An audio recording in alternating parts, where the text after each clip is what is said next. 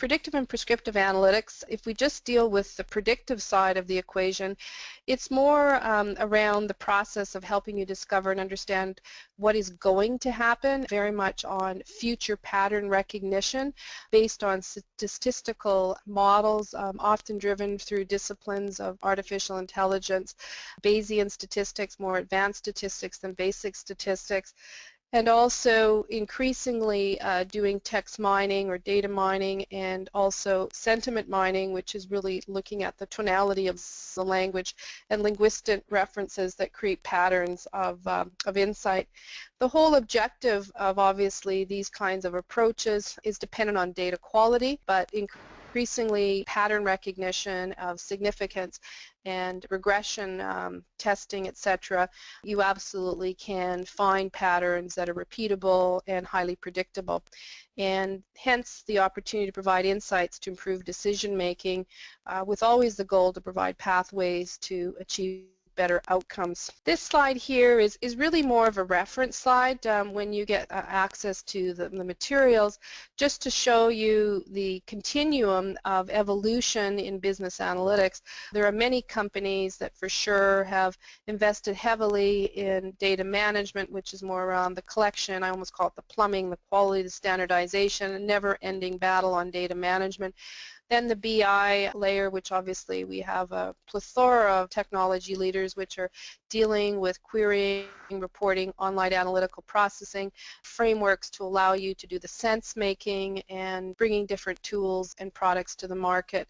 Companies like information builders, maybe Burst, maybe Tableau, very much specialize in the BI area, although some of them are building out predictive capabilities, more so information builders.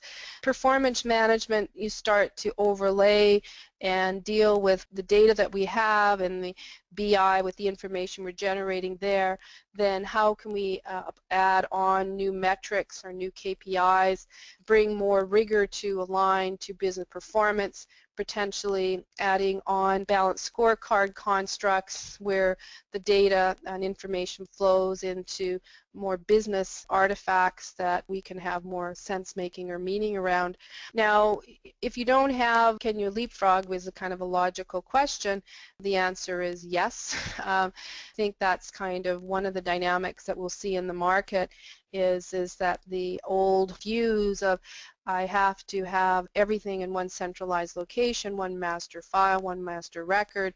We're now obviously seeing the rise of solutions that are connectors, take things from different data sources, and then overlay the advanced analytics. So the whole objective is more agile and more speed to market. The predictive analytics and prescriptives reside in the advanced analytics category, which focus, as I mentioned, on the pattern matching and very much on helping businesses make better decisions through prediction and foresight. So the complexity moves from the data management, which is on the low end, up to the higher end, which is more foresight versus hindsight, or often they like to say in terms of looking in the rear view mirror. This is a very quick definition between BI and predictive analytics, more as a important to understand. I kind of mentioned a lot of the points, but the questions I think are which more important is on the BI is you're looking at more historical trends. What happened last quarter? How many did we sell? Where's the problem? What are the facts underlying that particular problem set? Versus scenario analytics versus saying what are the trends? What's the persistency of those trends? What's our confidence level on those trends? How many patterns do we have that are driving the significance of those pattern recognition? But more importantly, when you start overlaying based on the patterns, what can you do, and giving people the levers on the scenario to change the outcomes is really where the power starts to reside in these kinds of solutions to alter future outcomes with a degree of confidence that normally we can't have without these advanced sciences. It's not possible given the significance and the number of mathematical scenarios for a human to compute those kinds of predictions. First, obviously I love this little guy. It reminds me of our son when he was small. It's probably why he's in here, although he didn't have those great little black glasses, but isn't he a cutie? Top performing organizations use predictive analytics 5 times more times than lower performers. So this is really big business. If you dig hard into looking at the Economic Intelligence Unit results or McKinsey or any of the top tier strategy firms, they will all reaffirm and are building out practices like crazy on advanced analytics. When you dig deep in, what we've learned is the number one obstacle to the adoption of analytics in organizations is absolutely the lack of understanding and knowledge and how to use analytics to improve the business.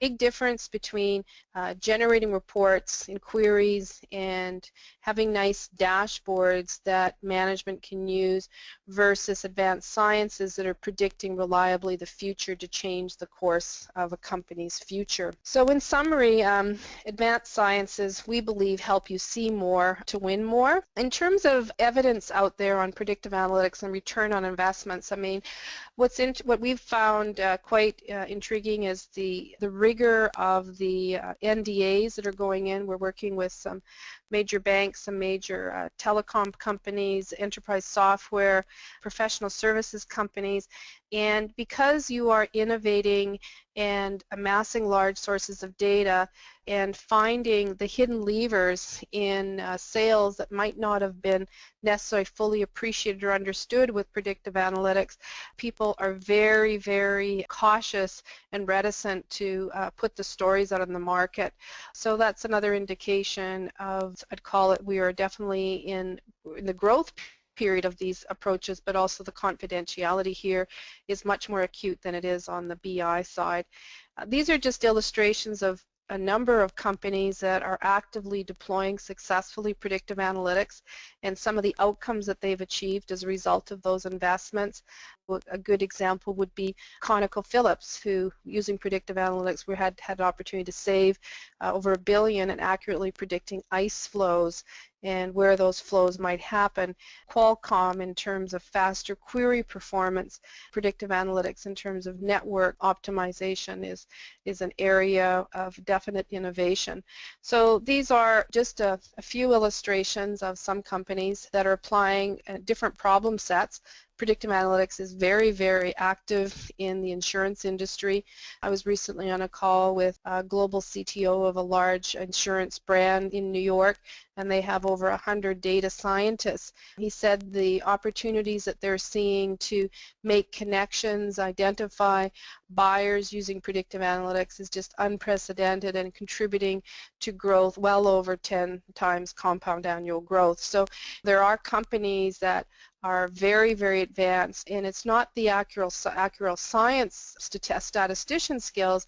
They're recruiting PhDs with advanced math degrees, advanced PhDs in artificial intelligence and machine learning, expertise in big data, and also obviously it's important to sprinkle the depth of the business know-how to make sure that the problem set that you're solving is real and valid. And often where many people do go off the rails is they don't have a clearly defined problem set. Moving to the application of predictive analytics in relationship to sales, this is an excerpt from the Accenture report where they looked at the biggest problem sets that sales chief revenue officers felt that they needed help with in terms of potentially where advanced science could play. And the number one area was for sales pipeline optimization and forecasting, followed by customer segmentation intelligence, territory management. And so the area that our company is specialized in is on the sales pipeline and forecasting side, using advanced predictive analytics and machine learning techniques and absorbing multiple different data sets. Now, a couple of points to highlight in the market space, particularly in sales and predictive analytics. There are a number of players that focus on lead scoring, which essentially look at going out, sourcing relevant leads based on ideal buyer-client profile or sourcing list, assigning that criteria, and then indexing them, and based on historical patterns, prioritize those leads that this is a better qualified lead based on specific criteria of confidence levels. So there are a number of players that are doing that. The predictive analytics side of the full equation in terms of opportunity scoring is really digging in below the surface, taking advantage of the lead scoring players, but then many other data patterns and putting a much more comprehensive picture together that's far more accurate, far more reliable, and can predict future outcomes with higher degrees of confidence of successful outcomes. The solution that we've developed here, as I mentioned very earlier, we're in the Salesforce.com cloud, certified in the App Exchange now. The main point on this slide is the accuracy that we're having with our clients in predicting future outcomes. We're averaging probably between 80 and 87% of being able to predict when an opportunity will have a successful win or a loss, and displaying the reasons for the wins or the loss. And now with the recent prescriptive analytics overlay, giving the reasons for the loss, but also giving you context of what you can do to change those outcomes with the levers that you have control over. So you start getting into the insight and the, I would call it almost coaching side of the equation. This is a gentleman called Dinesh Kandashantha. He's the head of sales for Macadamian Technologies. They're a very successful professional services company in Canada. They primarily do technology consulting and user interface design. We started with them over a year and a half ago in our very, very kind of alpha trials and then our beta, and we've saved that company well over $2 million in cost of sales and increased their top line revenue growth. They estimate by well over 1,000. We've saved it mainly through cost avoidance of technical resources that were prior being deployed. They only follow our science in terms of the opportunities that are the best to win. So effectively, they've adopted the science as their guiding. As one of our head of sales, our head of product development, Andrew Weir, says, it's we've created a sales GPS to know with your on-ramp or off-ramp within your organization. So very, very exciting in terms of the validation of this particular client. We don't have the time to tell many stories. Obviously, we're under a lot of NDAs, but this is one of our most significant wins that we've had since we've debuted. We've only really come into the market in the last few months. I started to mention to you some of the external sources. McKinsey is a source that we're constantly checking very, very closely because they do quality research and it's often longitudinal. They've gone on record that companies that effectively use predictive analytics to guide decision making beat out their competitors by an average of nearly 8% compound annual growth rate. Some other statistics that they've gone on record with, well as being reinforced by the Global Economic Intelligence Unit, is 1 to 6x revenue growth, 2x EBITDA growth, 2.5 stock appreciation growth, and 10 times compound annual growth rate. So the real question here is, based on those kinds of growth outcomes, why wouldn't you want to experiment with predictive analytics to win more? You know that we have definitely an attention deficit issue. 40 to 60% of middle tier or 30 to 60% middle tier sales professionals aren't meeting plan.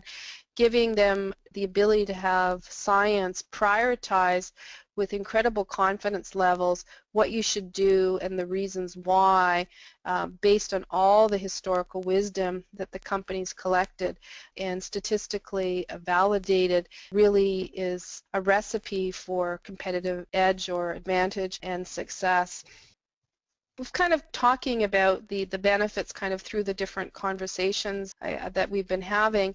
The most significant finding from Ventana Research is based on their sources of companies and why they're using predictive analytics is to achieve competitive advantage, identifying new revenue opportunities, obviously increase profitability. Our experience has been that companies using predictive analytics with solutions that we have absolutely enhance the revenue opportunity optimization and can increase their profits. The other piece that is interesting is the forecasting accuracy is inherently improved. On the other side, that's the area where VPs of sales and sales managers believe is their competency area. So although that's a definite primary benefit, the benefit that resonates most with the sales VPs is helping their middle tier sales professionals win more. And we have to really applaud our partner at OpenText who've been involved with us for helping to shape that value outcome and also validating where the science makes sense the most in terms of the psychological adoption side of the equation. So that takes us to the end of the session. Our main objective was to give you a kind of a panoramic view of some of the trends that we've seen in the market. There's obviously a lot of discourse around big data. Wanted to make sure you understood the differences between predictive analytics, although I didn't spend much time on prescriptive, but hopefully understand there's a major difference between BI, business intelligence, and these advanced sciences. And I'd be glad to talk to you more about what we see in the market and some of the new developments that either we're partnering with or have underway in our labs. And just want to thank all of you for joining us with our inaugural launch of the Predictive World Data Sciences University. So I'm going to turn this back now to our chair, Bernie Schmidt, who's our head of marketing. So thank you, Bernie, for setting this up for us today. Great. Thank you very much, Cindy. And first of all, thank you to all for joining. We are open for questions, and we encourage you to type in a question into the text box on your webinar control panel.